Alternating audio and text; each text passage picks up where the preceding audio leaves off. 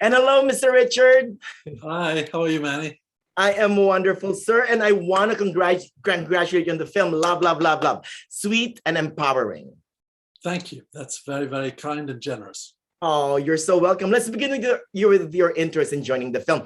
Were you a fan of the original musical and familiar with the real Jamie? I had never seen the real musical, but the documentary about the real Jamie New, as he's called in real life, had shown on the BBC 10 years ago. So I was very touched by the story, and I think it was a brilliant idea to turn it into a musical. Oh, I love your character. Hugo Battersby by day and Loco Chanelle by night. He is like an aging goddess of the night. Describe Hugo, aka Loco, to us, Mr. Richard.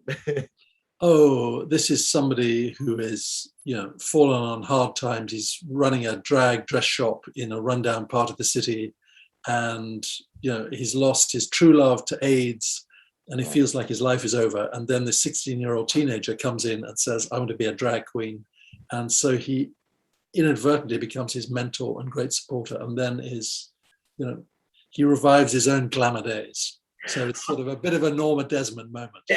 Right. You come out of the dark.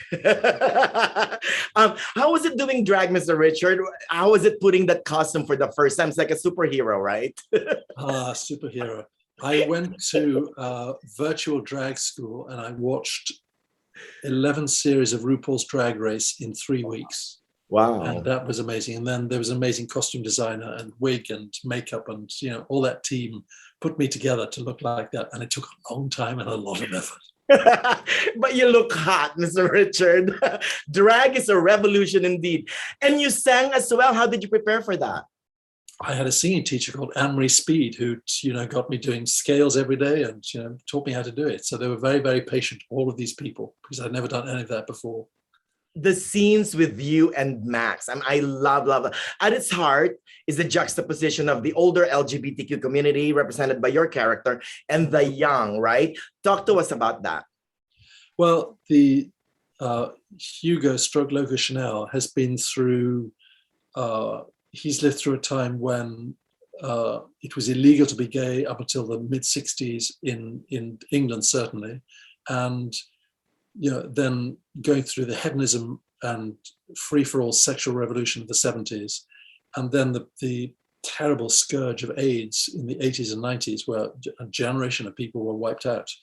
Whereas Max's character, Jamie, he's already out and is comfortable with who he is.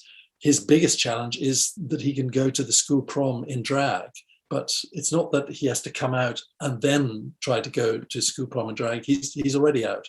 So that is a real difference in time. So when there's this flashback sequence where Hugo says, this is what it was like in the 80s, and there's a song called This Is Me, you get the whole history of what has happened previously in those generations that have preceded Jamie, to give you a kind of 3.5-minute montage of what the struggle was before, the people, what they have today. It was brilliantly executed. That's fantastic. A big congrats on everybody's talking about Jamie again, Mr. Richard. It's an empowering movie once again that will make you laugh, cry, sing, dance, and it will make you out of the darkness and into the light. Stay magical, Mr. Richard. Okay. Bye.